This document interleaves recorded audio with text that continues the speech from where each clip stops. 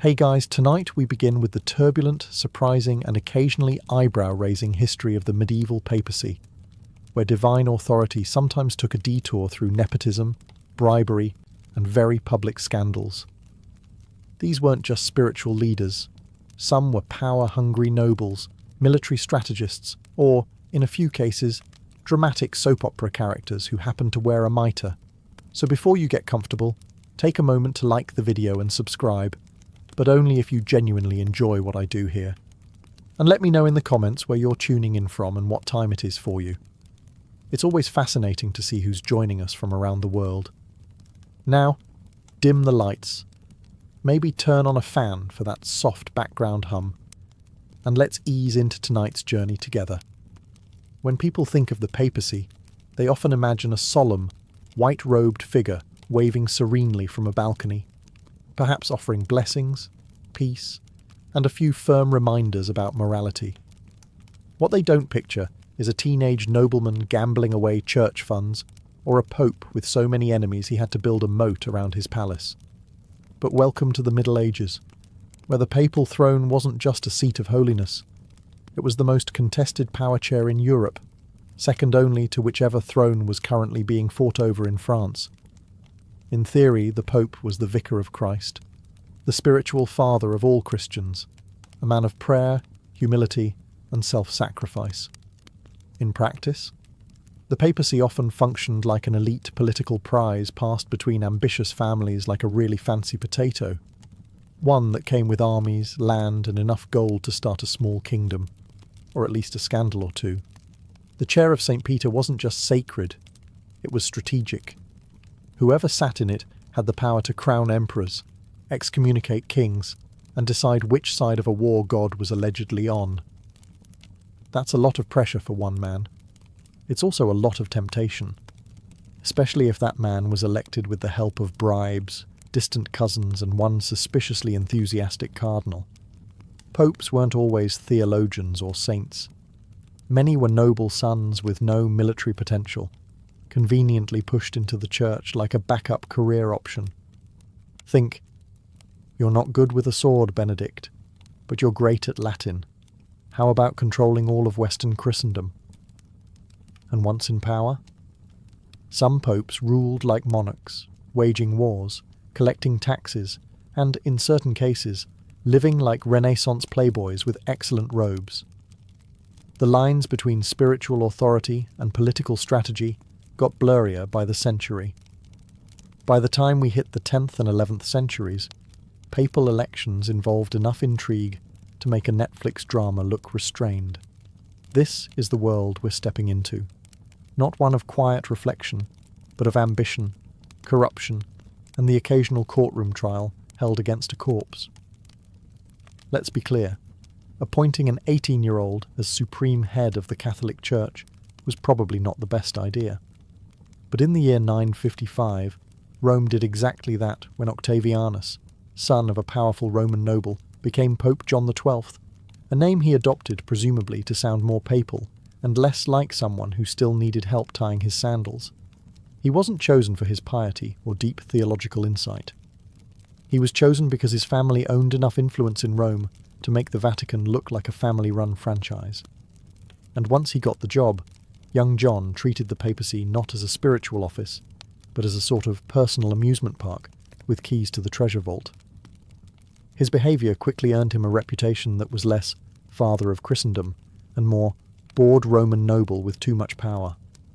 He allegedly gambled in the Lateran Palace, drank excessively, toasted to pagan gods during feasts, and transformed the papal residence into something halfway between a pleasure palace and a very mismanaged hotel.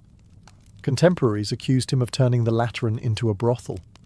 He reportedly ordained a deacon in a stable.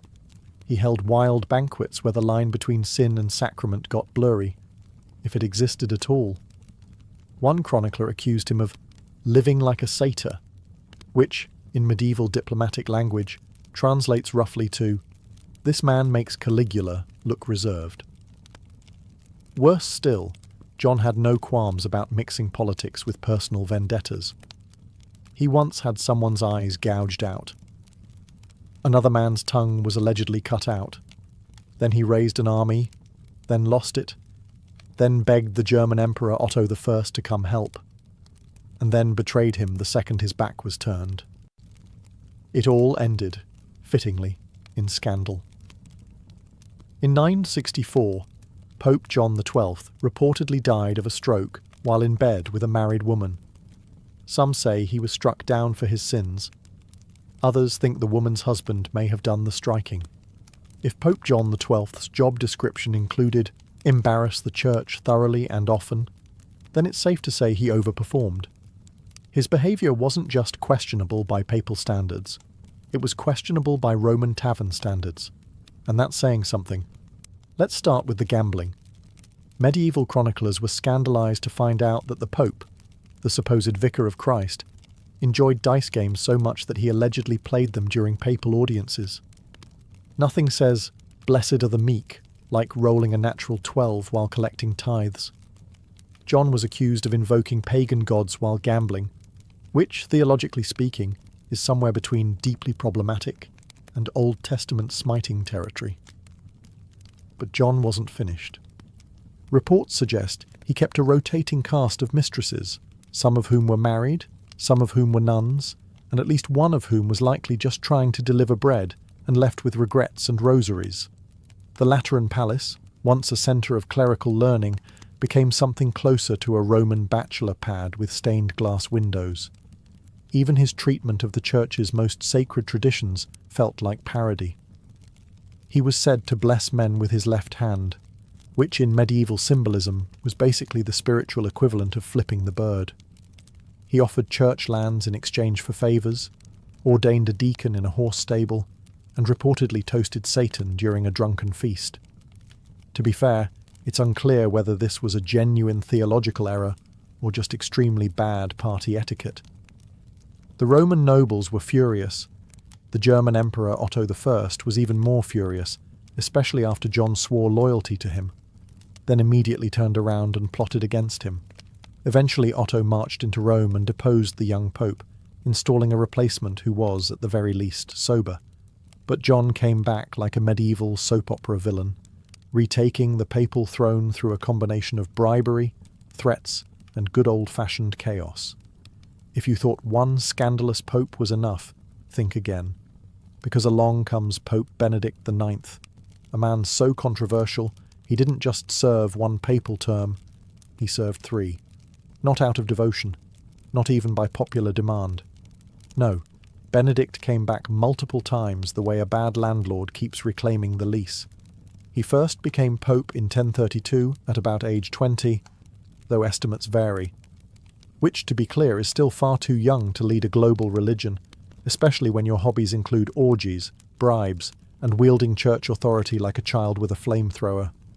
Benedict's first reign was filled with whispers of immorality so intense, chroniclers began running out of synonyms for disgraceful. One even wrote that his behaviour was feasting on the sins of the flesh, which is medieval shorthand for, "Please, someone stop this man." Accusations ranged from simony and extortion to the charming detail that he brought wild animals into the papal palace. Whether that was metaphorical or literal is unclear, which somehow makes it worse. Eventually, even his allies were horrified. In 1044, an uprising forced Benedict out, but he returned, obviously, because what's a little revolution among friends? He reclaimed the throne, and then, in a twist even Machiavelli might call excessive, sold the papacy to his godfather. Yes, he literally sold it, in exchange for gold and a comfortable retirement. His godfather, conveniently named Pope Gregory VI, took over. The church naturally panicked. So now there were 2 living popes, both technically legitimate, and Benedict, ever the opportunist, changed his mind. He came back. In what would become his 3rd papal term, Benedict barged back into Rome in 1047 and reasserted his claim. His comeback was less about theology and more about real estate. He wanted control, again. The church at this point was so tired it practically sighed in Latin. Eventually Emperor Henry III intervened and installed Pope Clement II. and Benedict was permanently out, excommunicated, banished, forgotten. Well, almost forgotten, because Benedict remains the only man in history to sell the papacy like a used carriage. And in doing so, he proved that sometimes the most scandalous sin isn't lust or greed, but treating the highest holy office like a summer job. If you thought medieval popes limited their drama to politics and power, let's now enter the realm of romantic entanglements, jealousy, and family dysfunction, the part of papal history that reads more like a rejected script from The Young and the Restless, Vatican edition. Let's revisit Benedict IX, who, by this point in the saga, had already claimed the papacy more times than most people claim free coffee punch cards. When he wasn't busy being ousted or reinstalled, he was falling in and out of love with such chaotic intensity that even medieval chroniclers struggled to keep up. According to one account, Benedict decided to sell the papacy to his godfather not out of remorse or political pressure, but because, and this is real, he wanted to get married. Apparently there was a woman he fancied.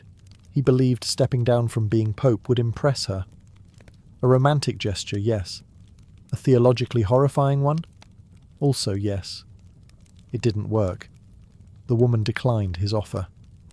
Likely because her dowry didn't include lifelong public shame or awkward family dinners where your husband used to be pope. Benedict, humiliated and still single, then tried to take the papacy back, not for love anymore, but out of sheer papal spite. This wasn't an isolated case of romance interfering with Rome. Pope Sergius III, earlier in the 10th century, allegedly had a long-standing affair with Marozia, a powerful Roman noblewoman. They may have had a child together, who would later become Pope John XI. Yes, that's right. We had a pope who was the son of a pope, a concept which, theologically, breaks more rules than a medieval cook during Lent. The papacy during this era was so dominated by noble families marrying, feuding and scheming for power that historians dubbed it the pornocracy. Literally, rule of the harlots. Harsh? Maybe.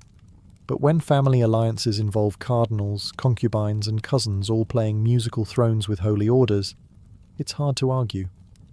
If you thought papal scandals were limited to the living, allow me to introduce you to one of the most bizarre episodes in church history, a moment so surreal it feels like a Monty Python sketch directed by Dante himself. In the year 897, Pope Stephen VI had a bone to pick with his predecessor, Pope Formosus. The problem? Formosus was dead, and had been for nearly a year. But that minor detail didn't stop Stephen from launching what historians now call the Cadaver Synod, also known as the time a pope literally put another pope's corpse on trial. Here's how it went down. Stephen had Formosus's rotting body dug up from its grave, dressed in full papal regalia, and propped upright on a throne inside the Lateran Basilica. And then, because medieval drama has no breaks, Stephen appointed a deacon to act as defence counsel for the corpse. Yes, someone had to speak on behalf of a rotting skeleton while keeping a straight face.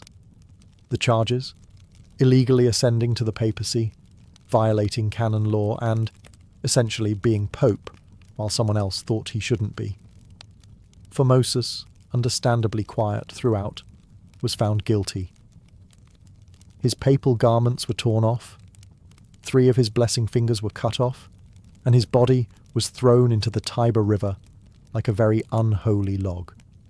Shockingly, not everyone thought this was a reasonable use of church resources. The spectacle caused widespread outrage, even by 9th century standards. Rome, already accustomed to ecclesiastical nonsense, collectively gasped. Riots broke out. Bishops were appalled. The general public, who had presumably seen their fair share of weird, finally drew the line at corpse prosecution. Stephen's papacy didn't last long after that. He was imprisoned and strangled in his cell, likely by someone who thought justice should involve fewer cadavers and more common sense. The Cadaver Synod remains one of the most infamous moments in papal history, not because it changed doctrine, but because it's a reminder that absolute power, Unchecked grief and poor impulse control can lead to courtroom dramas that no one, not even the deceased, can walk away from. After the cadaver synod, there was a general consensus in Rome that things had gotten a bit excessive. You can push people pretty far, nepotism, bribes, even the occasional holy war. But dragging a decomposed pope into court and sawing off his fingers? That was apparently where medieval society drew the line. Pope Stephen VI, fresh off his post-trial corpse disposal, expected applause. What he got instead was a papal version of the cold shoulder. Bishops whispered. Cardinals looked away. Roman citizens muttered into their wine. The clergy, who'd gamely tolerated decades of questionable behaviour, now had to explain why the papacy resembled a haunted puppet show. Within months, Rome was in open revolt, and not a polite parchment-signing sort of protest, more of the storm the Lateran Palace with torches and pitchforks variety. The message was clear. We'll tolerate a lot from a pope, but we'd like our dead to stay buried, thank you very much. Stephen was quickly deposed. Technically, he was arrested for political reasons, which is medieval speak for everyone's embarrassed, and you need to go now. He was thrown into prison, and shortly thereafter strangled by unknown hands, though let's be honest, there were probably several volunteers. His successor, Pope Romanus, did what most new managers do after a disastrous predecessor: reversed nearly everything. He nullified the cadaver synod, tried to fish for Moses' remains out of the Tiber, they eventually found him, and reburied the poor man with full honours, presumably this time under lock and key. Still, the damage was done. The synod had revealed just how far papal politics had drifted from spirituality and into the realm of vindictive theatrics. Faithful Christians, even the more gullible ones, had to ask, is the man in charge of our salvation emotionally stable enough to not yell at corpses? By the early 14th century, the papacy was in full retreat, from Rome, that is. And not for a spiritual sabbatical or architectural renovation, but because the French crown essentially kidnapped the Pope. Politely, of course. In 1309, Pope Clement V moved the papal court from chaotic, riot-prone Rome to the much calmer, wine-soaked town of Avignon, nestled snugly in the south of France. Thus began the period known as the Avignon Papacy, or as Rome might have called it, that time our Pope ghosted us for 70 years. Now, officially, the move was for safety. Rome, they said, was too dangerous, which it absolutely was. Murder, factionalism, and general Renaissance street drama were rampant. But Avignon just so happened to be under heavy French influence, and somehow every pope elected during this period just so happened to be French. What a miraculous coincidence. The Avignon court quickly developed a reputation, not for piety, but for luxury. The papal palace was more Versailles than Vatican. Banquets, silks, tapestries, personal chefs, and entire wine cellars that could put a monastery under the table. One pope reportedly spent more on spices than on alms for the poor. You could argue he was seasoning souls. Diplomatic letters and complaints poured in from all corners of Christendom. Cardinals muttered about corruption. Local Italian nobles fumed. Pilgrims stared at the empty windows of St. Peter's Basilica and muttered, "Is anyone home?" But the Avignon popes were not in a hurry. Why return to Rome when Avignon had better plumbing, fewer mobs, and actual cheese courses? Still, cracks started to form. The church's image took a hit. Critics called it the Babylonian captivity of the church, comparing the papacy's absence to Israel's exile. Harsh? Yes. But when your holiest office is operating out of a French wine region, people notice. Eventually, pressure mounted. In 1377, Pope Gregory XI returned to Rome, but not before nearly 7 decades of absenteeism had transformed the papacy from a Roman institution to a cross-border circus. It was meant to be a safe haven. Instead, it turned into a gilded exile, with excellent catering. And just when things seemed to settle, the Church decided to up the chaos by electing 2 popes.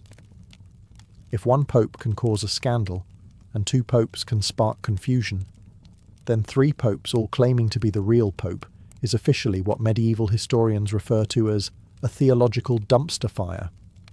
After the Avignon papacy finally ended in 1377 and the papacy returned to Rome, the Church breathed a collective sigh of relief for about 5 minutes. Then Pope Gregory XI died. The Roman mob demanded an Italian pope, very loudly, with torches. So the cardinals, many of them French, quickly elected Urban VI, an Italian. Problem solved? Not exactly. Urban turned out to be, let's say, difficult. He scolded the cardinals, refused to compromise, and accused people of plotting against him, which, in fairness, they eventually did. The cardinals, regretting their decision almost immediately, declared the election invalid, citing mob pressure, and probably heartburn, and elected Clement VII instead. He set up shop back in Avignon. Thus began the Western Schism, where 2 popes claimed legitimacy, each excommunicating the other with great passion and zero self-awareness. It was like a very expensive divorce, but instead of splitting property, they split Christendom. Kings had to pick sides. France, Scotland and Spain backed Avignon. England, the Holy Roman Empire, and most of Italy stuck with Rome. Bishops were confused, parishioners were baffled, and salvation itself began to feel like a matter of geographic convenience. This 2-pope system went on for decades, but naturally, the Church found a way to make things worse. In 1409, a council in Pisa tried to resolve the issue by firing both popes and electing a third, Alexander V. But neither of the original popes stepped down. So now, for a brief and glorious moment in history, the Catholic Church had 3 popes. Each claimed to be the only legitimate one. Each excommunicated the others, and all 3 refused to share the holy hat. Finally, in 1417, the Council of Constance got serious. They deposed or pressured all 3 claimants to step aside and elected Pope Martin V, who presumably agreed not to start any more schisms for at least a week. If you thought the papacy couldn't possibly outdo corpse trials, papal sales, and spiritual 3 ways, allow me to introduce Rodrigo Borgia, better known as Pope Alexander VI, a man whose time in office was so decadent, even Renaissance Italy blushed. Elected in 1492, yes, the same year Columbus got his sea legs, Rodrigo was less of a spiritual shepherd and more of a political apex predator. His rise to the papacy involved the usual prayers and incense, plus a record-breaking number of bribes. Cardinals allegedly received palaces, gold, and possibly foot massages in exchange for their votes. It was less an election and more an ecclesiastical Black Friday. Once installed as Pope, Alexander treated the Vatican like a combination of mafia headquarters and family estate. And I do mean family. He openly acknowledged multiple children, most famously Cesare and Lucrezia Borgia, which, for a pope sworn to celibacy, was a bold move. Rather than hiding his illegitimate kids, he promoted them. Cesare got military campaigns. Lucrezia got politically strategic marriages. Nepotism? Please. Borgias invented the deluxe version. Alexander was also a master of double dealing. He'd promise French kings one thing, then immediately write to the Spanish monarch offering the opposite, with his signature, wax seal, and likely a complimentary bottle of papal wine. The church treasury was used like a personal bank account, financing wars, feasts, and renovations that suspiciously benefited the Borgia family holdings. The papal court under Alexander was infamous. Lavish banquets, masked balls, and rumours of orgies hosted in the apostolic palace became so frequent that some contemporaries suspected he confused holy orders with party planning. The term Borgia poison wasn't metaphorical. Enemies had a suspicious habit of dying after dinner. Despite the scandal, Alexander was incredibly effective, politically savvy, financially cunning, and well-connected. If the papacy was a business, he ran it like a CEO with a sword under the desk. He strengthened the Vatican's infrastructure, stabilized its finances by squeezing everyone, and expanded its influence across Europe. holiness optional. He died in 1503, likely of malaria, or poison, or karma. Reports vary, but his legacy lives on as the ultimate reminder that in the Renaissance, even the Pope could be a warlord in robes, with a family crest, a side of scandal, and absolutely no shame. When your father is the Pope and also the most ambitious Borgia in history, your childhood is unlikely to involve lullabies and apple picking. For Lucrezia and Cesare Borgia, life was a constant whirl of alliances, daggers, weddings, and whispers, all under the elegant umbrella of the Vatican. Let's start with Cesare, the original Prince of the Church, turned actual Prince of Warfare. He was made a cardinal at the tender age of 18, because nothing says spiritual maturity like puberty. But red robes weren't really his colour. He preferred armour, and the occasional assassination. When his brother Giovanni died under mysterious circumstances, everyone looked at Cesare, including the Pope, who didn't seem overly upset. Shortly after, Cesare conveniently resigned from the cardinalate, which was not a thing people usually did, and switched careers from cleric to mercenary commander. Think, holy man to hitman in under a month. Funded by church coffers and backed by dear old dad, Cesare cut a swath through central Italy, conquering cities and eliminating rivals like a papal version of Grand Theft Auto, Renaissance edition. Now, Lucrezia. History has been both cruel and confused about her. Depending on the source, she was either a brilliant political pawn or a scheming poisoner with a flair for drama. The truth is likely somewhere in the middle. She married 3 times, not out of romance, but because her father needed alliances. One husband was annulled, one mysteriously murdered. Cesare again, big maybe. And the third stuck around long enough for Lucrezia to become Duchess of Ferrara, and an actual patron of the arts. Rumours swirled, incest, poison rings, secret lovers hidden under Vatican trapdoors. Historians now believe much of this was political smear. Enemies of the Borgias couldn't beat them with swords, so they tried slander instead. Still, when you're the daughter of a pope and your brother is building a private army, it's hard to stay scandal-free. Together, Lucrezia and Cesare became the Renaissance's most infamous siblings, brilliant, dangerous, and photogenic in frescoes. They blurred the line between royal family and organised crime. And through it all, Pope Alexander VI looked on proudly, like a father at a school play, where everyone is accidentally stabbed by Act 2. By the time Pope Julius II took office in 1503, the papacy had already been through every scandal imaginable, from corpse trials to nepotistic empires. Julius, however, had no patience for subtlety or sin. He didn't want to poison enemies. He wanted to crush them with armies. Born Giuliano della Rovere, Julius ascended the papal throne with one hand on his mitre and the other gripping a sword. He didn't bother pretending to be pious. He knew what he wanted: power, art, and really dramatic armour. He was called the Warrior Pope, not sarcastically, but literally. The man led troops into battle wearing full plate. Not spiritually, physically. Julius wasn't just playing war. He personally commanded campaigns to reclaim lost papal states. He swore like a mercenary, carried weapons, and once shouted down rebellious cardinals like a drill sergeant in Latin. When critics questioned whether a pope should really be riding into battle, Julius responded with the ecclesiastical equivalent of "hold my wine." Despite his warlike temperament, Julius also fancied himself a patron of the arts. And boy, did he deliver. He commissioned Michelangelo to paint the Sistine Chapel ceiling, a job that Michelangelo hated so much he wrote angry poems about it while painting upside down, day and night. Julius would check in by climbing the scaffolding and yelling at him for being slow. Artistic encouragement, Roman style. He also commissioned Raphael to decorate his private apartments, and Bramante to start rebuilding St. Peter's Basilica. Basically, if there was a Renaissance rock star available, Julius hired them, and probably yelled at them at least once.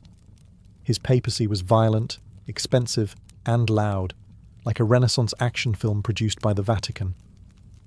But in the end, Julius left behind a reformed and expanded church state, a re-energized Rome, and some of the most iconic art in human history. He died in 1513, not in battle, somewhat shockingly, but likely from natural causes, which, given his life, might have been his most anticlimactic decision. If Pope Julius II was the general who rode into battle with a sword, Pope Leo X was the aristocrat who waltzed into the Vatican wearing silk slippers and humming madrigals.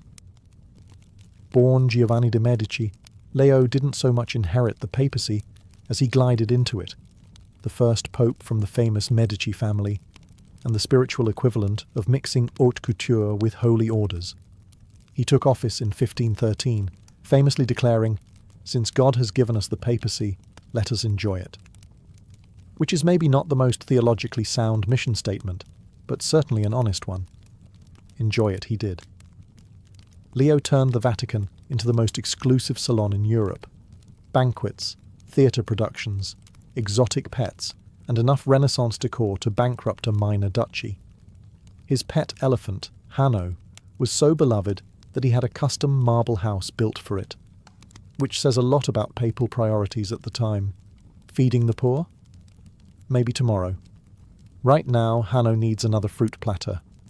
But Leo's indulgences, literal and figurative, went beyond exotic animals. Facing a massive hole in the Vatican's finances, thanks Julius, Leo approved an aggressive fundraising strategy, the widespread sale of indulgences. These were official church documents that, for the right price, promised to reduce time in purgatory. Sin now, pay later. It worked brilliantly. People lined up to buy spiritual discounts like they were at a Black Friday sale for souls. But not everyone was impressed. One particularly cranky monk in Germany, a certain Martin Luther, saw the whole affair and thought, absolutely not. Luther's famous 95 Theses, nailed to a church door in 1517, directly challenged Leo's indulgence policies, accusing the Pope of selling forgiveness like it was a meat market. Leo's response was leisurely. He called Luther a drunk German who will change his mind when sober. Spoiler, he didn't. Leo excommunicated Luther in 1521, but by then the Protestant Reformation had begun and the Church's monopoly on salvation was slipping through its gilded fingers. Leo died the same year, reportedly from pneumonia, although some whispered it was from eating too much eel. Fitting, really, for a pope whose reign was indulgent in every possible sense. For over a millennium, much of the Western world believed that the human body was governed by four mysterious fluids: blood, yellow bile, black bile, and phlegm. This idea, known as the humour theory, became the foundation of ancient and medieval medicine. First proposed by Hippocrates in the 5th century BCE, and later expanded by Galen in the Roman Empire, the theory claimed that health was a delicate balance between these four substances. Illness? That meant one of your humours had gone rogue. Each humour was linked to a season, temperament, organ, and even personality type.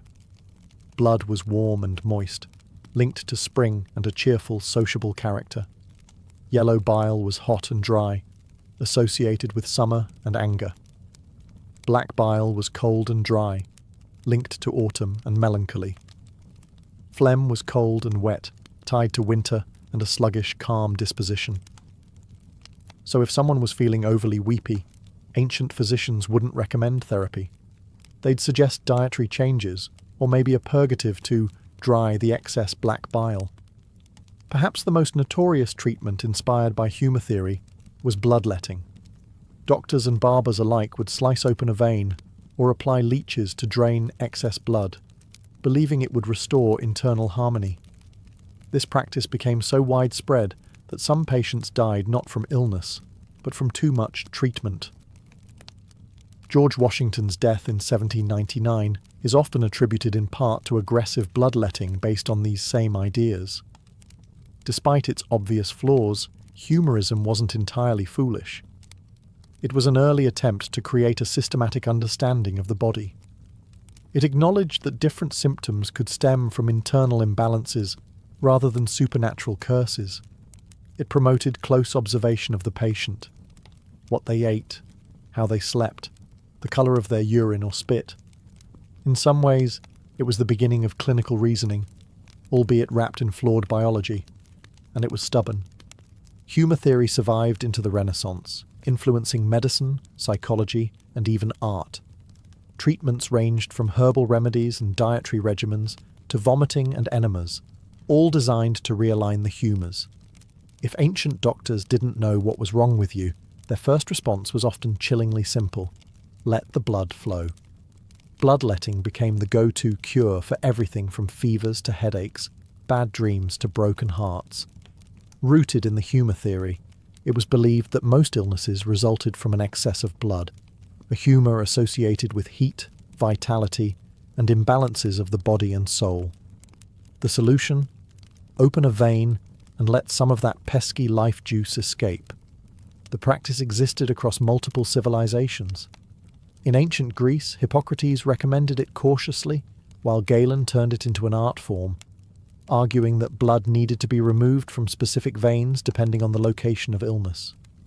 Left temple pain? Open the right arm. Swollen liver? Go for the inner thigh. Precision in nonsense, but precision nonetheless. In medieval Europe, things escalated. Physicians used elaborate calendars, known as bleeding charts, to determine the best time to bleed based on moon phases and zodiac signs. Monks and barbers often did the bleeding, hence the classic red and white barber pole, symbolising blood and bandages. Yes, your friendly neighbourhood barber once doubled as a part-time surgeon. Bloodletting didn't always mean cutting open a vein. Sometimes leeches were used. These slimy little creatures could drink several times their body weight in blood and were considered a gentler, cleaner option. They were so popular that a medical leech shortage hit Europe in the 19th century. People hoarded them like gold. Did it work? Occasionally, by accident. Reducing blood volume can lower blood pressure, which may have helped in rare cases like high fevers or certain heart conditions. But more often, it weakened the patient, increased the risk of infection, and accelerated death. George Washington famously had nearly half of his blood removed during his final illness. He didn't recover. Yet despite its dangers, bloodletting persisted into the 19th century. Why? Because it felt proactive. It showed the healer was doing something, even if that something was harmful.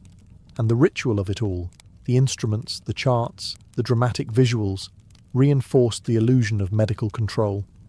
Today, bloodletting is confined to a few rare conditions like hemochromatosis, but for centuries, it stood as one of medicine's most persistent myths.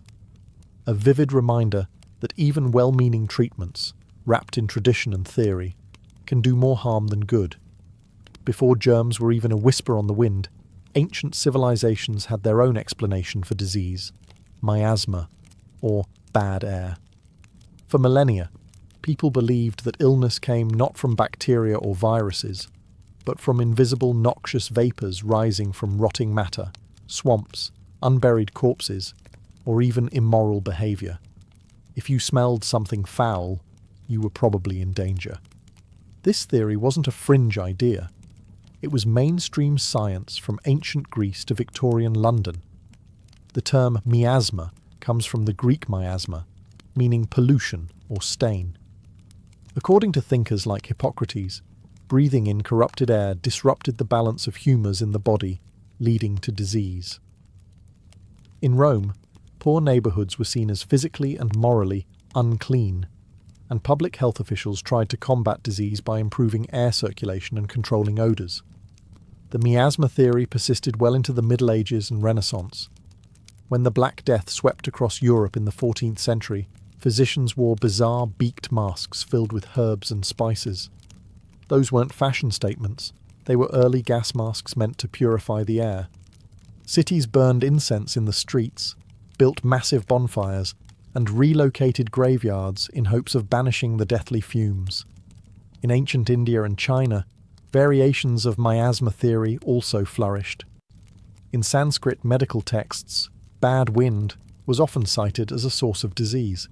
In Chinese medicine, qi, vital energy, could be corrupted by unclean air, leading to bodily disharmony.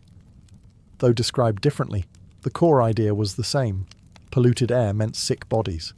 Ironically, even though the miasma theory was scientifically wrong, it led to some public health victories. Urban sanitation projects in 19th century Europe, sewer systems, street cleaning, and freshwater infrastructure were driven by miasma theory. These efforts dramatically reduced disease, not because they cleaned the air, but because they removed the true culprits, bacteria in waste-contaminated water. The real death blow to the miasma model came in the mid-19th century with the work of scientists like John Snow and Louis Pasteur, who proved that cholera and other diseases were caused by microbes, not mist. But by then, miasma had left a lasting imprint on city planning, architecture, and medical thought. In the ancient world, the line between medicine and poison was razor thin, and often ignored entirely. Many treatments that were prescribed with the utmost seriousness would horrify a modern doctor. Chief among these was mercury, the glistening metal that fascinated physicians across cultures for centuries. To the ancients, it wasn't toxic, it was magical. In ancient China, mercury, called cinnabar when found in red crystalline form, was prized in Taoist alchemy. It was believed to promote immortality and spiritual enlightenment. Some emperors ingested pills made of mercury and arsenic to preserve youth. The result? Agonizing death by heavy metal poisoning. Qin Shi Huang, the first emperor of China, may have died from mercury elixirs intended to make him eternal. The Greeks and Romans weren't innocent either. Mercury was used as a laxative, a disinfectant, and even as a treatment for skin diseases. Later, in the Islamic Golden Age and medieval Europe, it became a favoured remedy for syphilis, applied topically, injected, or inhaled. Patients would drool uncontrollably, lose their teeth, and slowly go mad. But if the disease went into remission, the treatment was considered a success. And mercury was just the beginning. Take mandrake, a root shaped vaguely like a human figure. Across the Mediterranean, it was considered a powerful anesthetic and fertility aid, but also dangerously hallucinogenic. Harvesting it was said to be deadly unless done at night with elaborate rituals, and some legends claimed it screamed when uprooted. Still, Greek and Roman doctors ground it into sedatives, sometimes combining it with opium to knock out surgical patients. There was also lead, found in cosmetics, wine additives, and medical salves. Romans sweetened their wine with a syrup made by boiling grape juice in lead pots. Delicious, but slowly toxic. Chronic exposure caused everything from infertility to madness, but few made the connection. Even crocodile dung was fair game, used in Egyptian contraceptive formulas. That's right. Insert, hope for the best, and thank the gods. Why did these dangerous treatments persist? Because when medicine is based on symbolism, myth, and trial and error, anything is fair game. If something had a strong smell, a dramatic effect, or a strange shape, it was likely to be deemed powerful. And sometimes, by sheer accident, it worked. The ancient pharmacy was a cabinet of wonders and horrors. And while many of its remedies were lethal, they also reflect something deeply human, the willingness to try anything in the face of suffering, even if that meant drinking poison in search of a cure. When you think of ancient Egyptian medicine, one iconic image dominates: the mummy. But while embalming was primarily a ritual of religion and death, it also reveals a surprising amount about how the Egyptians understood the human body, and where they strayed, sometimes wildly, from anything we'd call science today. The Egyptians were obsessed with preservation. They believed that to achieve immortality, the body had to remain intact. This led to one of the most intricate embalming procedures in history: removing internal organs, drying the body with natron salts, and wrapping it meticulously in linen. The brain? Removed through the nose with a hooked tool, then discarded. Ironically, one of the most complex organs was deemed useless, Yet their embalming skills required a functional knowledge of anatomy. They knew how to locate and remove the liver, lungs, stomach, and intestines. They understood the placement of muscles, bones, and vessels. In many ways, the embalmers were the closest thing ancient Egypt had to surgeons, practitioners who learned by taking the body apart. That said, their understanding of function lagged far behind their knowledge of form. They believed the heart was the centre of thought, memory, and emotion. Hence, why it was left in place or preserved separately. The brain? It was nothing more than filler. They thought disease came from blockages in bodily channels, often caused by evil spirits or unclean food. Remedies included herbal treatments, prayers, and spells, medicine and magic interwoven. Embalming also influenced Egyptian medical practice in another peculiar way. Mummified remains became ingredients. In Greco-Roman times, ground mummy powder, called mumia, was sold as a medicine. People believed consuming it could cure anything from headaches to internal bleeding. It didn't. It just meant people were swallowing embalmed human remains mixed with resin and linen. Despite the mystical framing, Egypt also had medical texts like the Ebers Papyrus, listing hundreds of remedies for wounds, digestive issues, and reproductive health. Some were surprisingly effective, involving honey, a natural antibacterial, mouldy bread, hello penicillin precursor, and castor oil. Others involved crocodile dung, amulets, or invoking gods. In the medieval Islamic world, one man stood at the crossroads of myth and medicine, Avicenna, also known as Ibn Sina. Born in 980 CE in present-day Uzbekistan, Avicenna became a towering figure in both philosophy and science. His most enduring work, the Canon of Medicine, was a sprawling medical encyclopedia that dominated Islamic and European medicine for centuries. Avicenna inherited the legacy of Greek thinkers like Hippocrates and Galen, but he didn't just copy their ideas. He refined, challenged, and organized them into a more coherent system. The canon was structured like a master guidebook. Definitions of disease, anatomy, pharmacology, diagnostics, and treatments. It spanned everything from bladder stones to melancholia to rabies. But even Avicenna, brilliant as he was still shackled to the humour theory.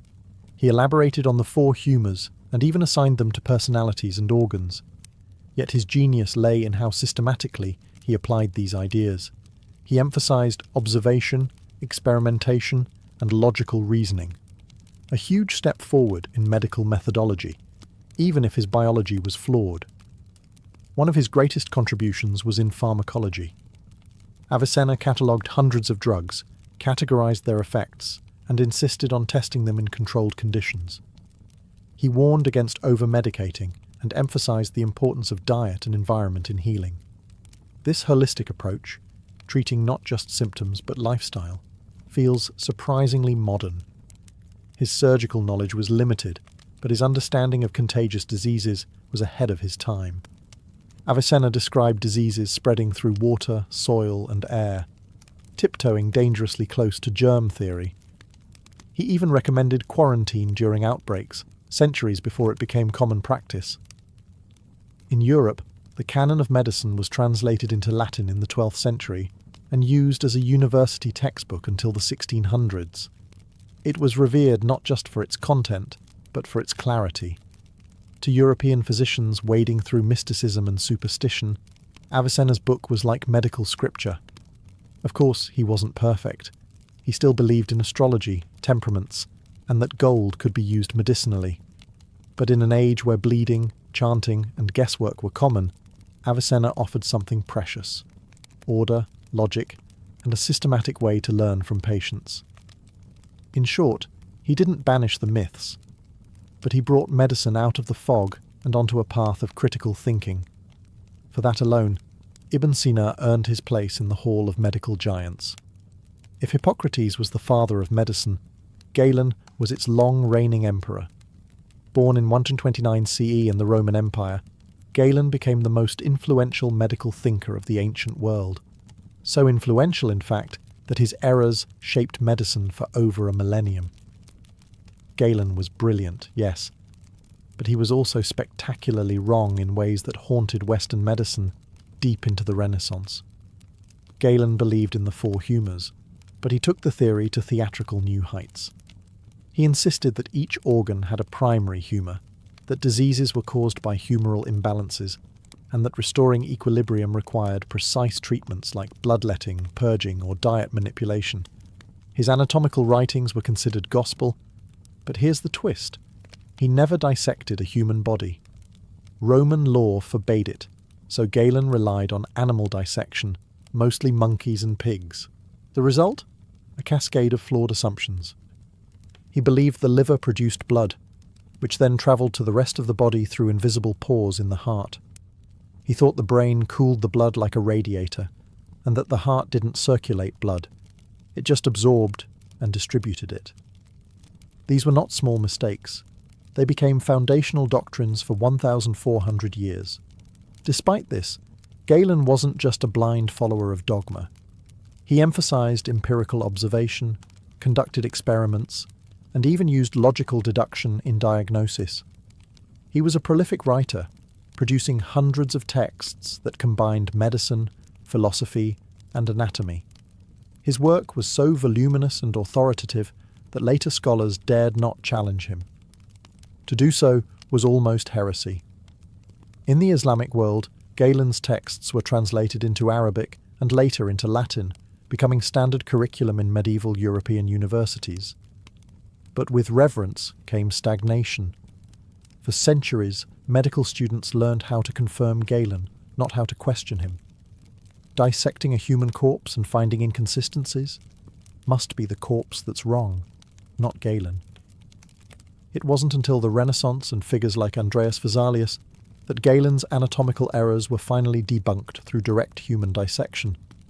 When blood was discovered to circulate, not just seep, medicine was finally unshackled from his grip. Galen's legacy is a paradox, a brilliant thinker whose devotion to logic and observation inspired generations, yet whose mistakes delayed key medical breakthroughs for centuries. In the end, he reminds us that knowledge must always be questioned, even when it comes from a genius with a scalpel. In the West, ancient medicine leaned heavily on bodily fluids and bloodletting. But in the East, particularly in ancient China, medicine took an entirely different route, one based on invisible energy, flowing rivers of life force, and carefully placed needles. Enter acupuncture, a practice that's over 2,000 years old and still used today, despite its mysterious and sometimes misunderstood origins. At the heart of acupuncture is the concept of qi, pronounced qi, the life force or energy that flows through the body along invisible channels called meridians. Illness, according to ancient Chinese belief, occurs when qi is blocked, imbalanced, or weakened. The cure? Restore the proper flow, and that's where acupuncture comes in. By inserting thin needles at specific points on the body, practitioners aim to redirect and harmonize qi, unblocking the body's internal traffic jams. The earliest references to acupuncture appear in texts like the Huangdi Neijing, the Yellow Emperor's inner canon, written around the 2nd century BCE. This foundational work described meridians, acupuncture points, and how different organs corresponded with elements like fire, earth, and water. It wasn't based on anatomy as we know it. There were no blood vessels or nerves in these meridians. Instead, it was a system rooted in balance, harmony, and observation of nature. Despite the mystical language, acupuncture did produce observable effects. It could reduce pain, induce relaxation, and, in some cases, improve recovery, likely due to the body's own endorphin release and nervous system responses. In ancient times, these effects were interpreted as evidence that qi had been restored. Acupuncture wasn't used alone. It was part of a larger framework of traditional Chinese medicine, TCM, which included herbal remedies, dietary regulation, cupping therapy, and moxibustion, burning herbs near the skin. The goal was always the same: to restore internal balance and sync the body with the natural world. Western medicine remained skeptical for centuries, especially because acupuncture's anatomical claims didn't match scientific models. But in the modern era, studies have shown that while meridians may not exist physically, acupuncture can influence the nervous system, reduce chronic pain, and even help with nausea or migraines. It's not magic, it's biology, reframed. For all the bizarre rituals, dangerous substances, and downright mythical theories that shaped ancient medicine, not everything was a shot in the dark. In fact, some ancient treatments, born from careful observation, experimentation, or pure necessity, were surprisingly effective. And in a few cases, modern science has circled all the way back to say, they were on to something. Let's start with honey. Used in ancient Egypt, Greece, and China as a wound dressing, honey was prized for its sweetness and its antibacterial properties. Today we know that honey contains enzymes that produce hydrogen peroxide, making it effective against certain bacteria. It also keeps wounds moist and forms a protective barrier. Modern medicine now uses medical-grade honey for burns and ulcers, proving that not all sticky cures are superstition. Ancient Indian physicians, particularly those practicing Ayurveda, promoted the use of turmeric for inflammation and digestion. Modern studies have confirmed that curcumin, the active compound in turmeric, has anti-inflammatory and antioxidant properties. It doesn't cure everything as once claimed, but it's not just spice cabinet snake oil either. The Ebers Papyrus, one of the oldest known Egyptian medical texts, included treatments for constipation, parasites, and even depression. Some recipes involved castor oil, garlic, and willow bark, the last of which contains salicin, a precursor to aspirin.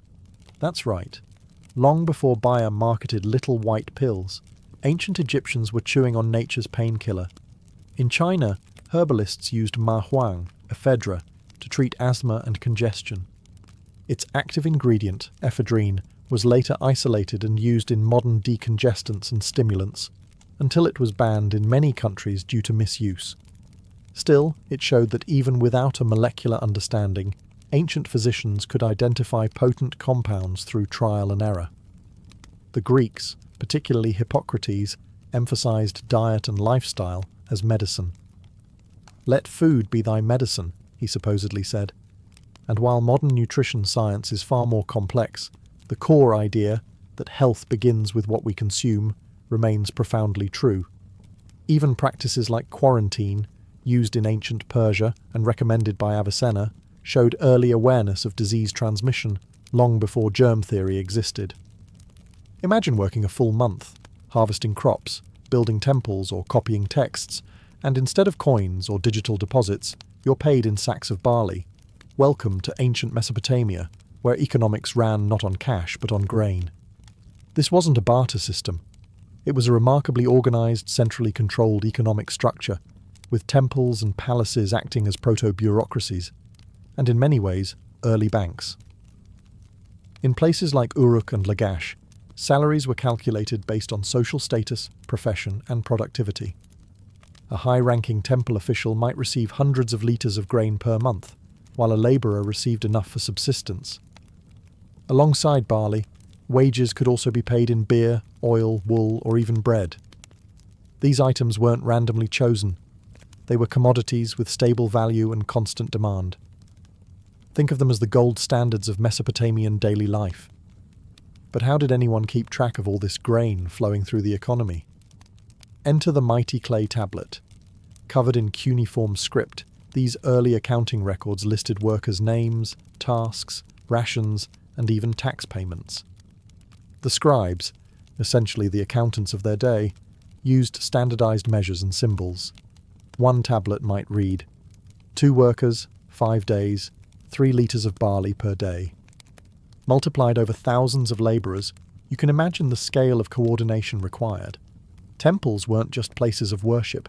They were economic engines. They controlled vast tracts of land, employed thousands, and stored food supplies for redistribution. Workers toiled in temple fields, herded temple livestock, and repaired temple walls, all in exchange for rations. And because the temple issued those rations, it controlled both labour and livelihood. The state and religion were fused in economic policy. There was even a system of credit and interest. Need extra grain to survive the winter? Borrow from the temple, with interest, often calculated in kind. Can't pay it back? You risked debt slavery or the loss of your land. The earliest versions of usury laws and debt forgiveness emerged in this period. Some kings, recognizing the danger of runaway debt, periodically erased obligations in grand gestures of economic reset, what we might call a jubilee. If Mesopotamia ran on barley, ancient Egypt ran on the Nile and its grain. The river wasn't just a water source, it was the economic backbone of the entire civilization. Each year, the Nile's flood deposited fertile silt along its banks, enabling large-scale agriculture. And from this reliable rhythm came one of history's most centralized and state-controlled economies. Egypt didn't use coins until the very end of the Pharaonic period. For most of its history, it functioned on a redistribution economy.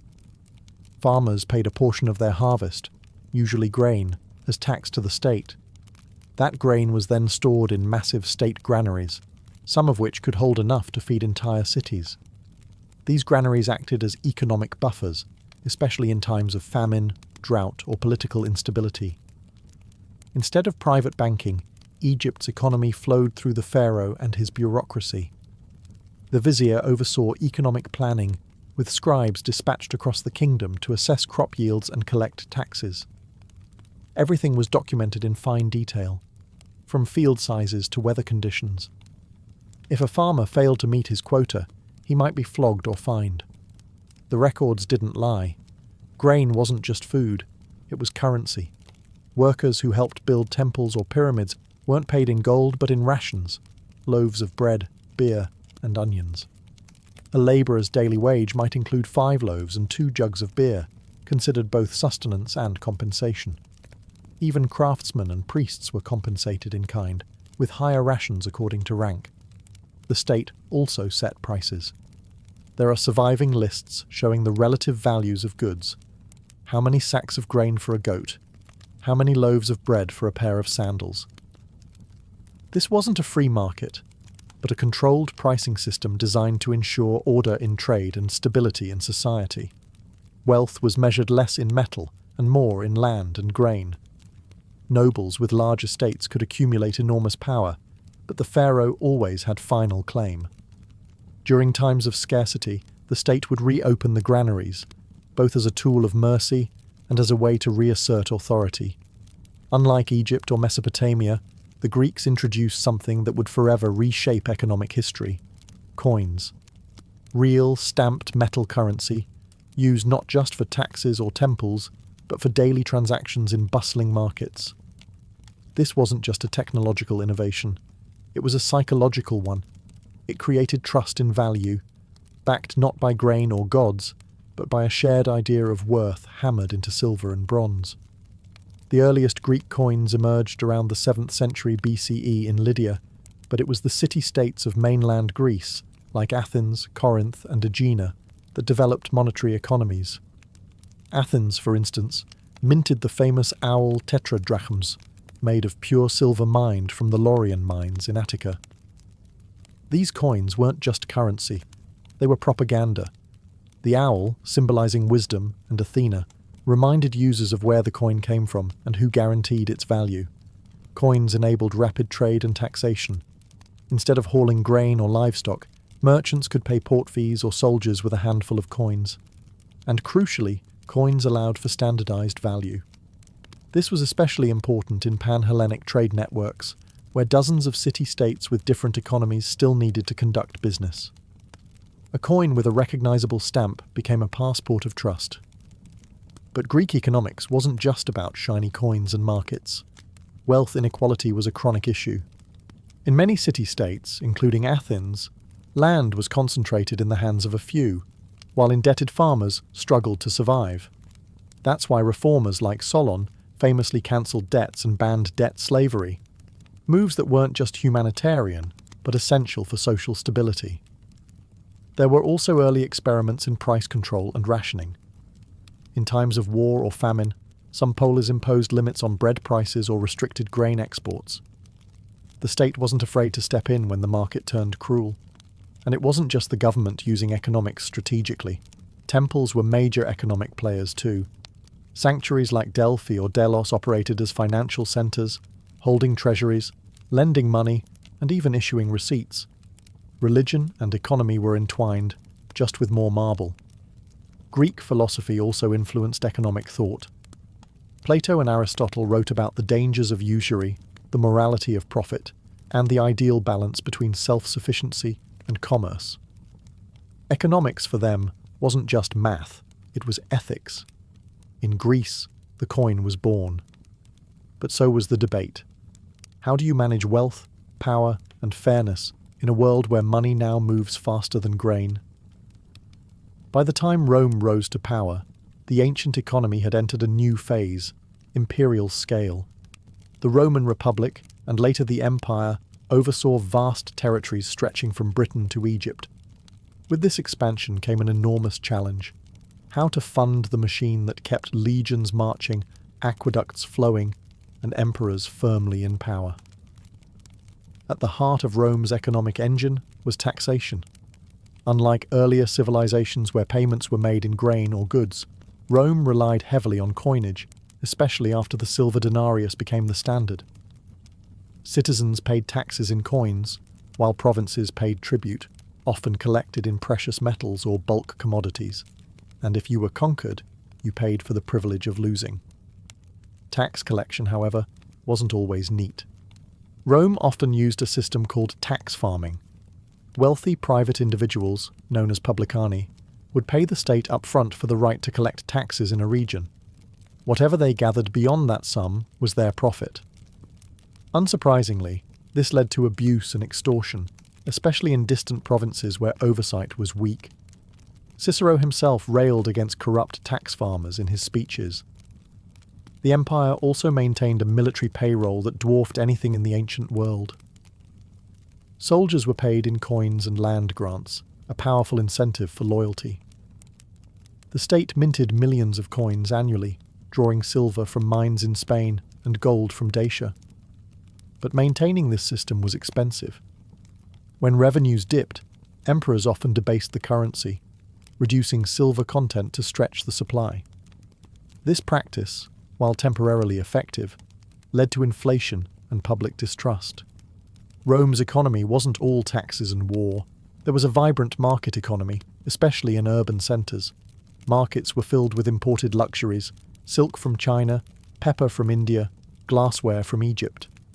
Trade was facilitated by Roman roads, ports, and a relatively safe Mediterranean dubbed Mare Nostrum, our sea. State-controlled grain doles in cities like Rome provided free or subsidized bread to thousands, keeping the poor fed and politically quiet. Wealth inequality, however, was stark. The elite senatorial class owned vast latifundia, or plantations, worked by slaves.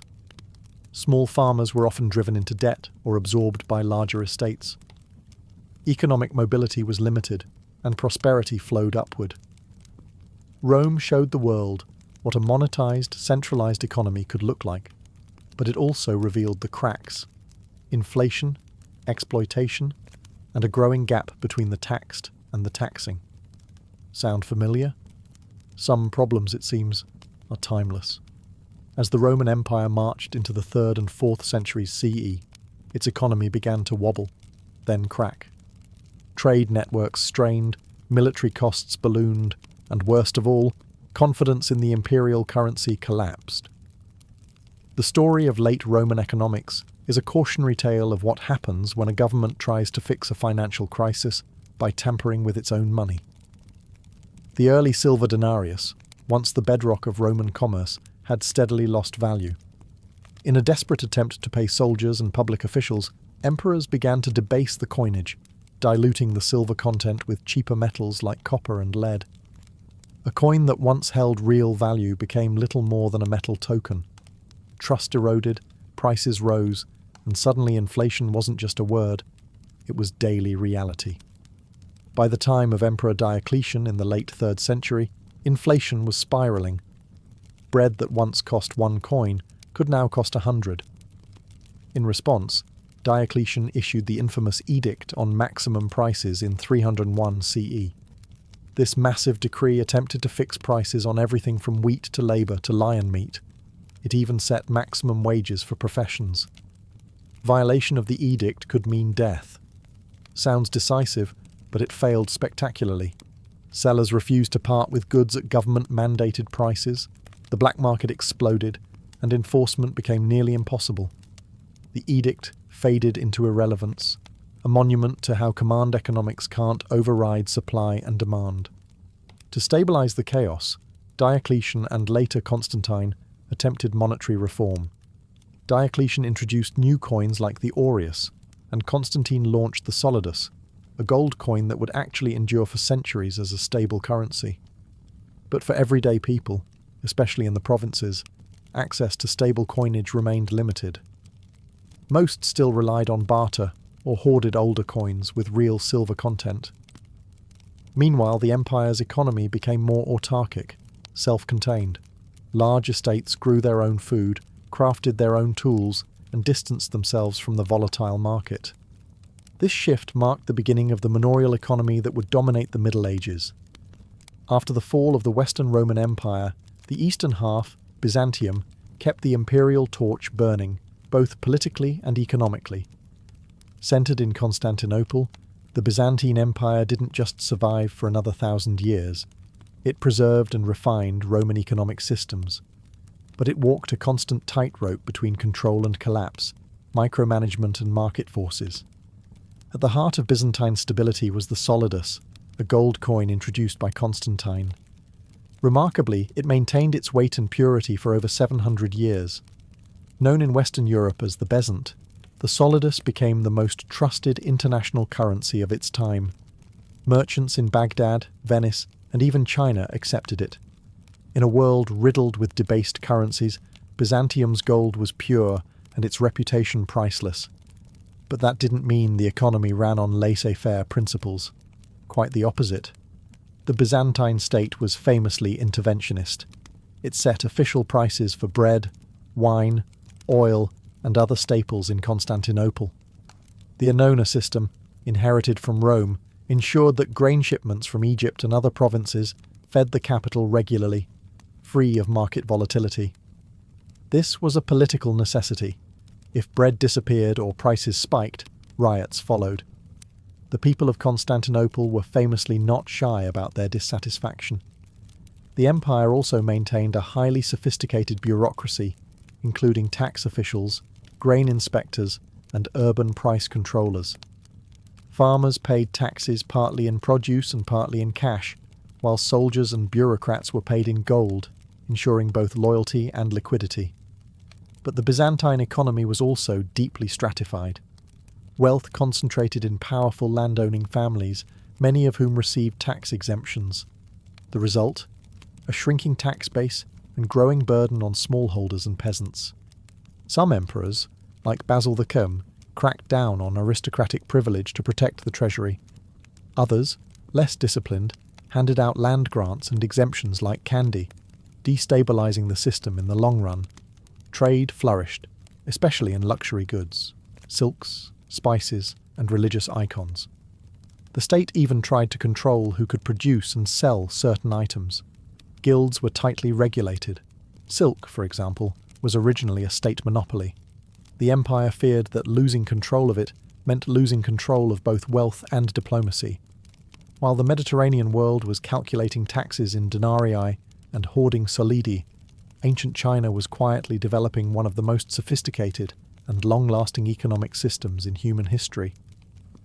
Centered around agriculture, particularly rice and millet, China's economy also birthed radical innovations: standardized coinage, bureaucratic taxation, and even the world's first paper money.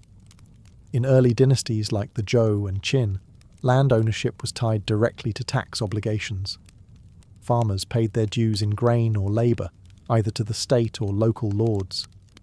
But as China unified under the Han Dynasty, the state expanded control over trade, resource extraction, and money.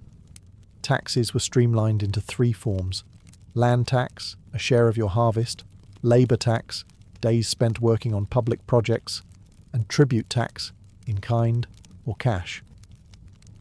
This system supported an enormous bureaucracy, one staffed by educated officials chosen via imperial examinations, a meritocratic concept far ahead of its time.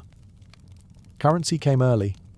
The Ban Liang coin, a round copper piece with a square hole, was one of the first standardized currencies issued under the Qin dynasty. It wasn't just money, it was a symbol of unity. Later dynasties like the Tang and Song improved the system further, using bronze and later iron coins, which were strung together in hundreds to make large purchases. But innovation didn't stop at metal. During the Song dynasty, as trade exploded and merchants found hauling coins cumbersome, China invented something revolutionary: paper money.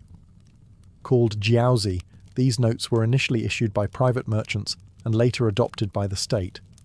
By the 11th century, government-issued paper currency was in full circulation, nearly 1,000 years before Europe caught up. The state kept a tight grip on salt, iron and tea, often monopolizing production and controlling prices. Trade was both local and international. China's Silk Road linked it to Persia and Rome, while maritime trade reached as far as Africa. Despite innovations, China wasn't immune to inflation or economic imbalance. Overproduction of paper money under the Yuan dynasty eventually led to currency devaluation and public distrust. Still, the foundational principles of land-based taxation, bureaucratic management, and currency control gave China an economic continuity the West could only envy. In ancient India, economics took a uniquely spiritual turn. While other civilizations funneled wealth through kings or emperors, India's wealth often flowed through temples. These were not just houses of worship, they were financial institutions, landowners, employers, and even local banks.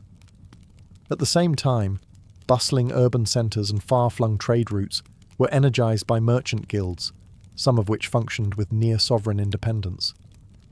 Temples in regions like Tamil Nadu or Karnataka amassed wealth through donations of gold, land, and livestock. A king or noble might donate an entire village to a temple, complete with its people, fields, and tax rights. These temples then reinvested. They lent grain, leased land, employed artisans, and managed irrigation. Inscriptions reveal loans made with interest, repaid in kind or coin. In effect, the priestly elite became fiscal managers, blending ritual with revenue. India's economy was also deeply entwined with religious festivals and pilgrimages. Towns like Varanasi or Madurai drew massive crowds during holy days, sparking surges in local trade. Vendors, performers, farmers and financiers all benefited. For many pilgrims, a spiritual journey doubled as an economic one. Parallel to the temples were the merchant guilds known as shreni. These were tightly organized professional associations, blacksmiths, weavers, spice traders, each regulating prices, quality and wages. Some even had their own codes of conduct and internal courts. More impressively, certain guilds accumulated enough capital to lend money to kings, fund temple construction, or send trading caravans across borders. Think of them as early corporations, self-regulating, self-financing, and deeply influential. India also maintained robust long-distance trade networks. Through ports like Lothal, Tamralipta, and Bharuch, goods like spices, gemstones, ivory, and textiles travelled to Persia, Rome, Southeast Asia, and beyond. Indian merchants used a variety of currencies: punch-marked silver coins, copper tokens, and even cowrie shells in certain regions. But economic life wasn't all opulence.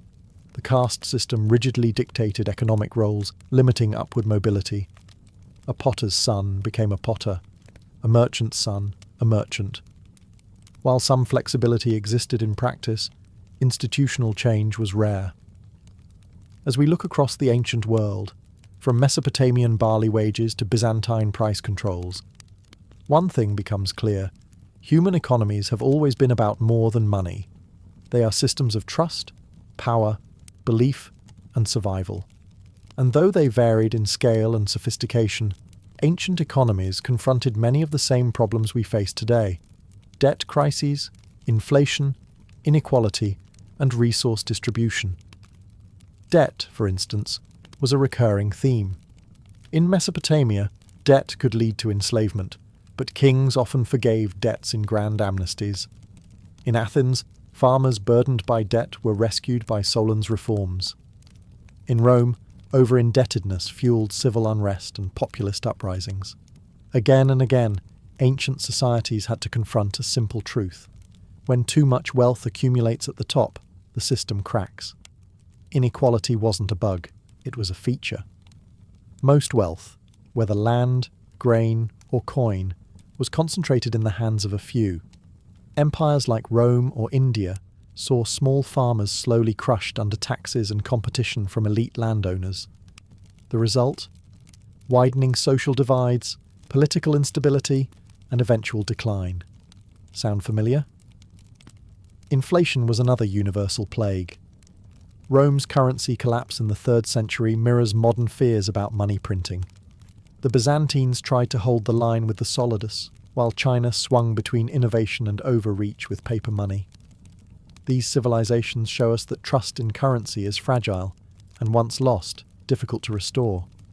Yet there's also a lesson in resilience. Ancient economies were incredibly adaptive. When coinage failed, people returned to barter. When the market collapsed, communities leaned on temples or guilds. When central control wavered, local systems filled the gap. The absence of modern banks didn't mean chaos, it meant creativity. Another takeaway? Economics was always social. It wasn't just about markets and production, but rituals, festivals, kinship networks, and cosmic order. A temple's vault, a farmer's field, and a king's tax collector were all tied together in a shared worldview about how wealth should move and who should control it.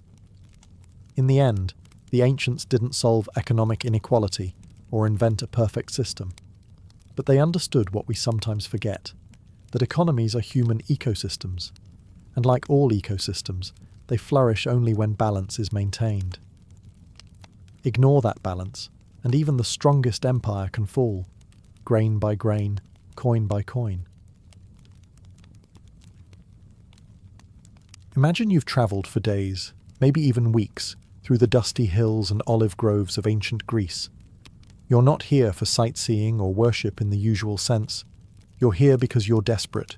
Your joints ache, your eyesight is fading, or perhaps something more mysterious troubles you, something the village doctors can't explain. And so, you've come to the sanctuary of Asklepios at Epidaurus.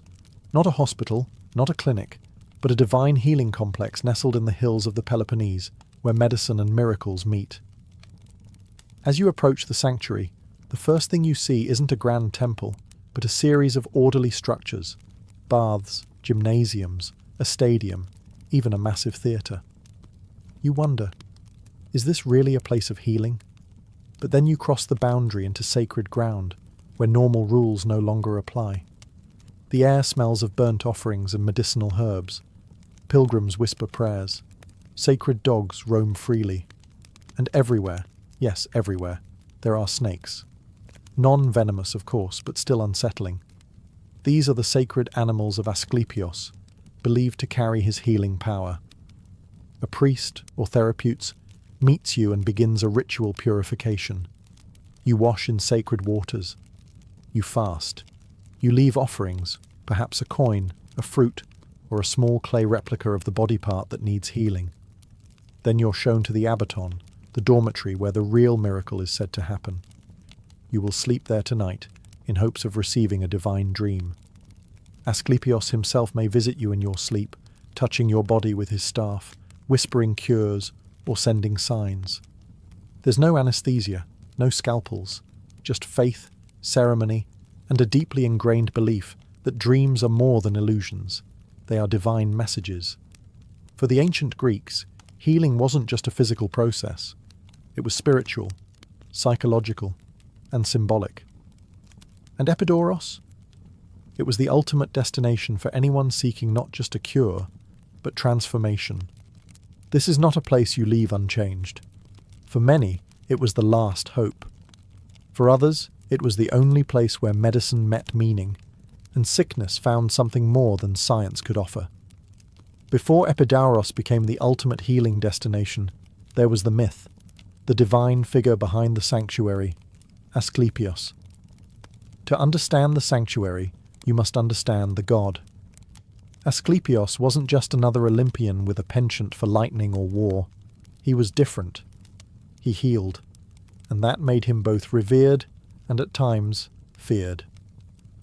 According to legend, Asklepios was the son of Apollo. Yes, that Apollo, god of music, prophecy, and yes, medicine, and a mortal woman named Coronis. The story doesn't begin happily. Coronis, while pregnant, was unfaithful. Apollo, enraged and betrayed, had her killed, but not before saving the unborn child from her funeral pyre. That child was Asklepios, delivered by divine hands, bathed in fire and fate. From birth, Asklepios was destined for healing. Apollo entrusted him to the wise centaur Chiron, who taught him everything: surgery, herbology, anatomy, even the mystical arts of dream interpretation and incantations. But Asklepios didn't stop there. His talents surpassed mere teaching. He became so skilled he could cure any illness. Some say he even learned how to bring the dead back to life. That was a problem. The gods don't like balance being disturbed. Death, after all, was the realm of Hades, and if humans no longer died, what chaos would that unleash? Zeus, keeper of cosmic order, struck Asklepios down with a thunderbolt. Just like that, the healer was gone. But he didn't vanish from memory. The people mourned, honoured, and then deified him. Over time, Asklepios transformed from a mythic doctor to a full-fledged god, worshipped not in fear, but in hope. His emblem, a staff with a single snake coiled around it, remains the symbol of medicine to this day. And in sanctuaries across the Greek world, but most famously at Epidaurus, people gathered to seek his blessing. Unlike other gods who demanded blood or gold, Asklepios asked only for faith, and maybe a small terracotta limb or a whispered prayer beneath the stars. In him, the Greeks found not just divine power, but a model for what healing could be: compassionate, wise, and strangely personal. Epidaurus wasn't just a place to cure disease, it was a place to connect with something older, deeper, and yes, perhaps even divine. At the heart of the sanctuary of Asklepios was a ritual unlike anything in modern medicine: incubation, or enkoimesis in Greek. No scalpels, no pills, no diagnosis from a man in a white coat. Instead, patients laid themselves down to sleep in the abaton, a sacred dormitory, with one goal: to dream. Because here, dreams were prescriptions, and Asklepios, the divine physician who made house calls while you slept. Before entering the abaton, every visitor underwent purification. This wasn't just for hygiene. It was to cleanse the soul. Fasting, bathing, abstaining from certain behaviours, and performing ritual sacrifices were required. Only when the body and spirit were deemed worthy could the patient lie beneath the temple roof, surrounded by quiet stone columns and flickering oil lamps. Some patients brought small offerings, like clay replicas of their aching limbs or afflicted organs. Others arrived with only hope. Then came the night. The abaton was filled with others, strangers all hoping to receive a message from the god. Sacred snakes slithered freely across the floor, considered holy messengers of Asklepios. Some accounts say these snakes even crawled across the bodies of the sick, transferring healing energy. It might sound horrifying now, but to an ancient Greek, this was a sign that Asklepios had noticed you. The dream itself was the crux of the treatment. Those fortunate enough to receive one often described it as vivid, symbolic, and strangely reassuring. Asklepios might appear in human form, or as a radiant presence. He might speak clearly, or act out a healing in a kind of divine performance. One dream might show the god performing surgery. Another might be more cryptic: a walk through a garden, a sudden transformation, a snake coiling around the affected body part. In the morning, the patient would report the dream to a temple priest, trained not in anatomy, but in dream interpretation. The priest would then offer guidance, perhaps prescribing a further ritual, a specific diet, or a series of acts to perform in honor of the god. Did it always work? Hard to say. But for the ancient Greeks, healing wasn't just physical. It was emotional, symbolic, and profoundly spiritual. They didn't expect miracles every time, but they believed that through dreams, the veil between mortal and divine could thin. And sometimes, in the quiet of the Abaton, healing came not through medicine, but through meaning. Epidaurus wasn't just sacred, it was stunning. The architecture of the sanctuary wasn't accidental or ornamental, it was part of the treatment. Everything from the columns to the pathways was designed to soothe the soul and elevate the mind. If you're picturing a dark monastic space, think again. Epidaurus was open, orderly, sunlit, a landscape where harmony itself seemed to dwell. At the center of it all was the temple of Asklepios, the god's official residence. Built in the Doric style, it stood tall and proud, surrounded by sculpted friezes that told stories of healing and sacrifice. A massive statue of Asklepios, reportedly made of gold and ivory, once stood inside, bearded, calm, and holding his snake-wrapped staff.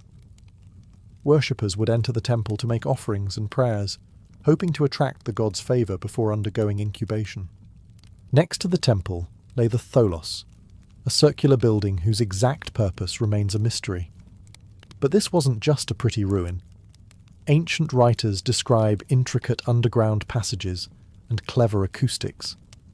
Some believe it functioned as part of the dream incubation ritual, perhaps a place where sacred snakes were kept, or where initiates underwent secret rites. It added a layer of mystery to an already mystical experience. Then there was the Abaton, the sleeping hall. Long and columned, its simple design belied its sacred power. This was where you lay in hope of a dream, shoulder to shoulder with fellow pilgrims. Though it may seem humble today, the psychological effect was profound.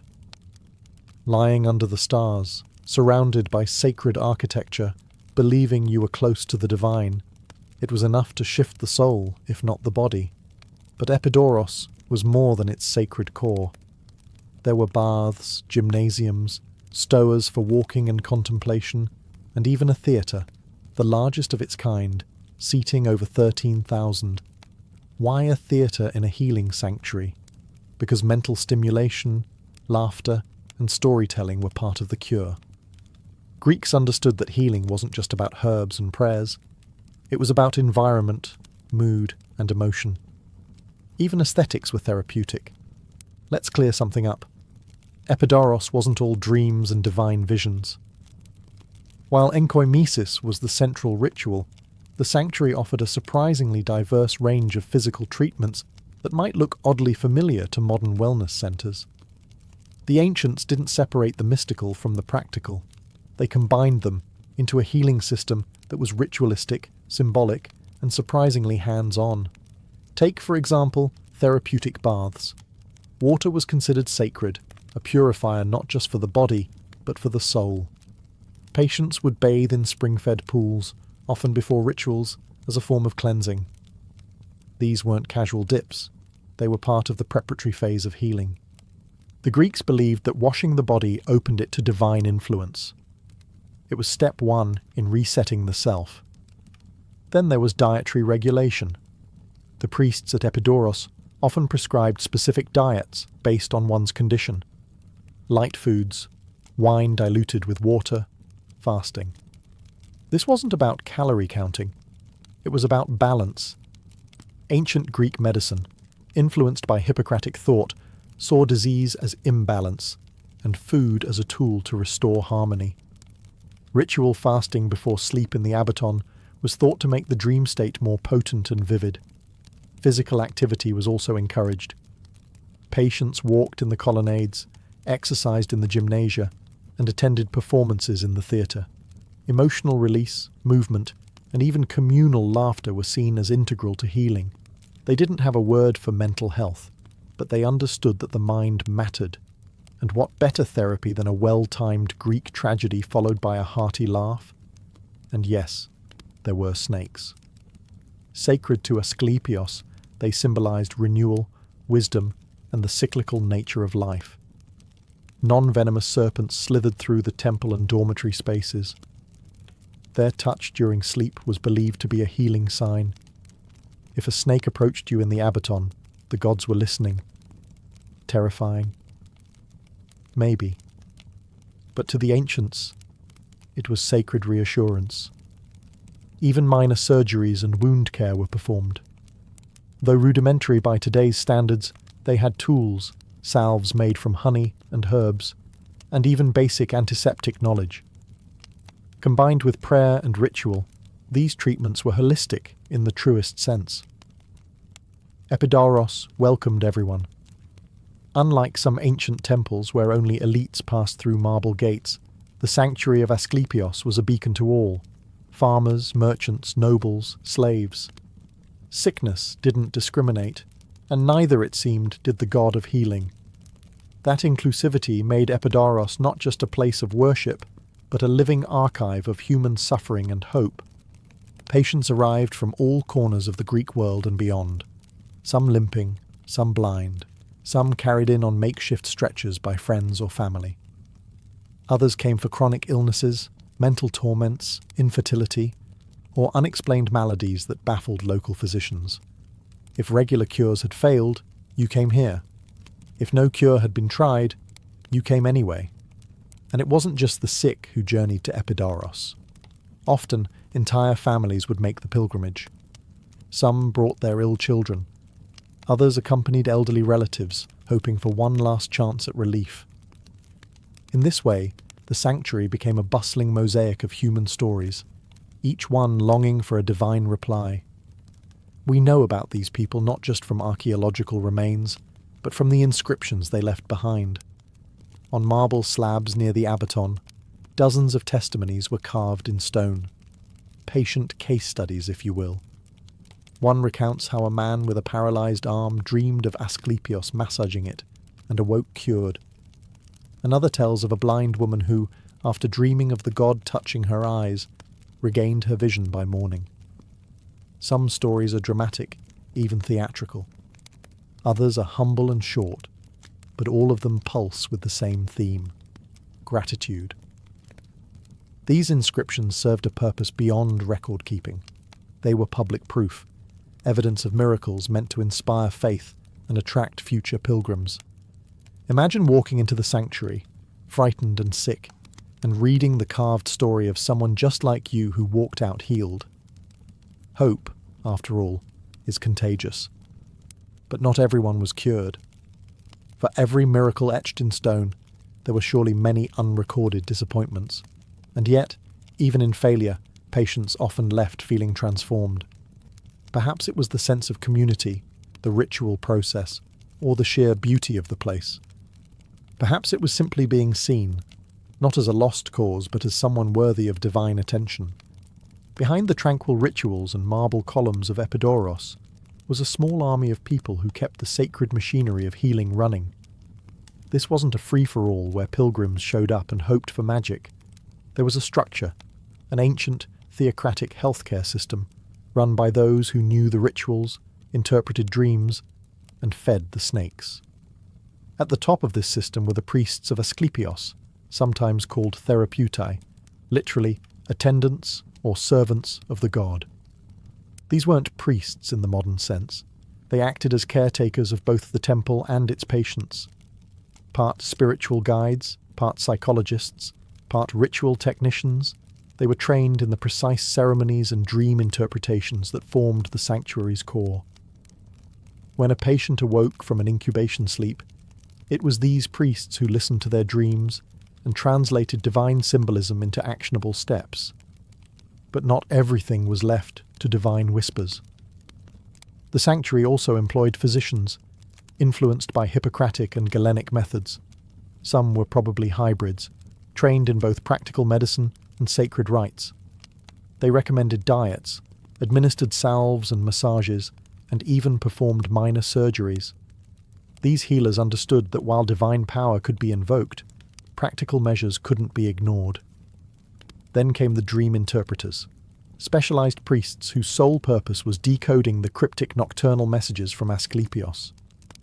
If you dreamt of snakes wrapping around your neck, or of a god performing surgery with a golden blade, they'd determine what it meant. A change in behavior, a new offering, a ritual to repeat. Their interpretations could be gentle or alarming, but always carried weight. Support staff also played a role. Temple attendants cleaned the dormitories, managed the sacred animals, maintained the grounds, and guided newcomers through the process. Sacred musicians provided calming melodies in the background, especially during ceremonies. Even scribes were essential.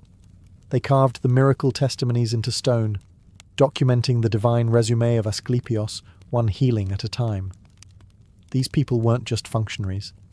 They were custodians of belief, carefully preserving the delicate balance between hope and expectation. At Epidaurus, healing didn't just come from the god. It came through human hands acting in sacred service. And for thousands of pilgrims, that structure gave the experience legitimacy. This wasn't chaos.